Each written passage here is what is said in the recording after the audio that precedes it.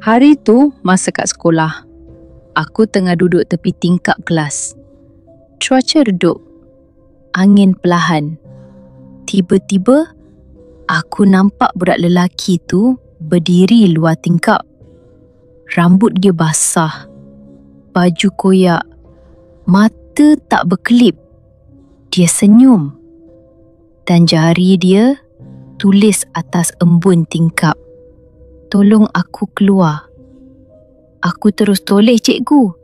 Tanya kalau dia nampak. Tapi bila aku pandang semula, budak tu dah hilang. Tapi bila aku balik rumah petang tu, lantai ruang tamu ada jejak lumpur kecil menuju bilik belakang. Jejak tu berhenti depan almari.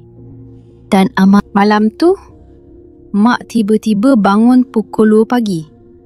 Aku nampak dia ambil garam, jalan perlahan ke bilik belakang.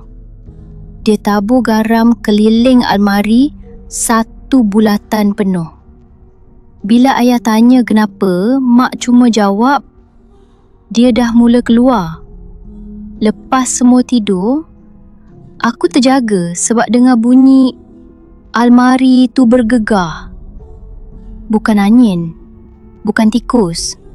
Aku jalan perlahan, pandang dari celah pintu. Dan aku nampak tangan kecil cuba keluar celah almari. Jari panjang, hitam.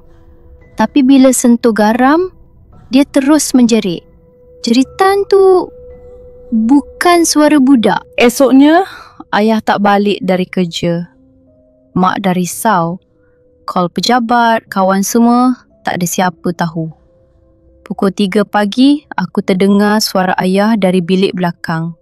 Dia panggil nama aku perlahan. Aku lari masuk bilik mak. Kami buka pintu sama-sama.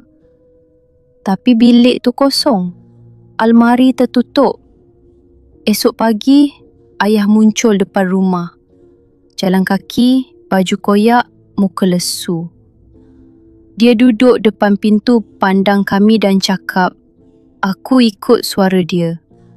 Dia tunjuk aku tempat dia disembunyikan, tapi aku tak jumpa tulang pun.